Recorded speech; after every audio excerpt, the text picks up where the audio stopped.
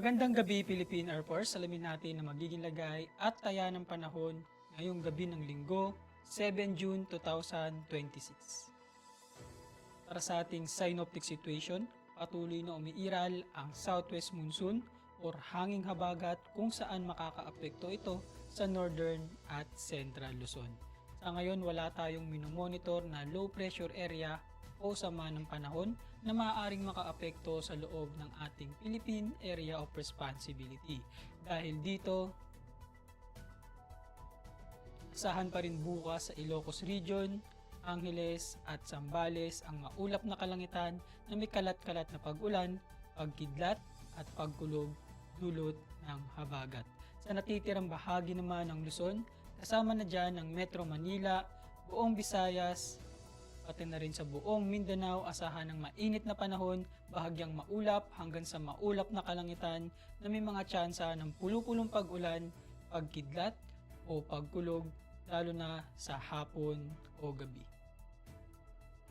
Para naman sa magiging lagay at taya ng panahon sa loob ng 3 araw simula Martes hanggang Huwebes sa Metro Manila, Cavite, Lipa City, Angeles, Puerto Princesa, Kalayaan Islands, Mactan, Zamboanga, at maging sa Davao, asahan ng bahagyang maulap hanggang sa maulap na kalangitan na may mga pulu-pulong pag-ulan, pagkidlat o pagkulog.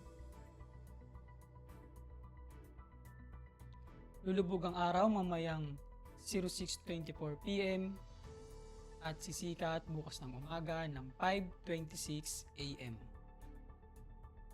Meron tayong 59% decreasing moon illumination. Para manatiling updated sa lagay at taya ng panahon, ipalo lamang ang Air Force Weather Center sa aming social media accounts.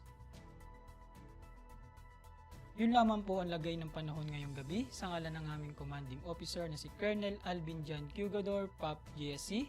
Ako si Sergeant Antonio M. Riley Jr., Weather Broadcaster ng Air Force Weather Center. Magandang gabi, Philippine Air Force.